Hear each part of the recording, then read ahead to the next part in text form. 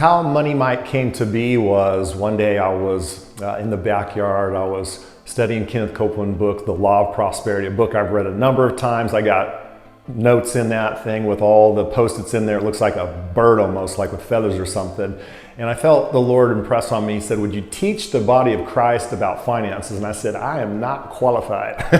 And then I heard silence. And I know that when you hear silence, it's like, I just had the wrong answer probably.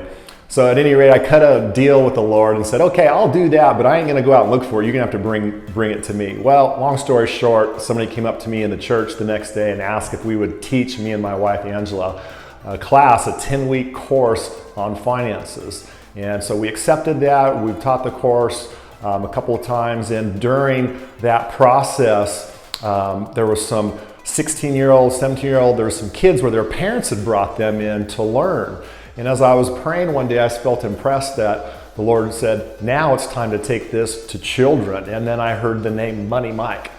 And so I just began to just process, pray, and go through this. And then all these other characters came up. And then basically what we did is then took what we were doing in that 10-week class and consolidated and made it easy. And that's the one thing I think that people have a big mistake when it comes to finances, is they think it's so hard to invest, and it's so hard to save, and how do you give, and how do you know how much time? It's really very simple because it's laid out in the Bible very clear. So that's what we've tried to do. We've tried to come out with something that it's not only going to be educational for the kids, but also it's a great tool for the parents to be able to teach the kids and for the two of them to be able to connect together. And so that's why the first one is called Money is Easy, because it really is easy when you have these basic principles.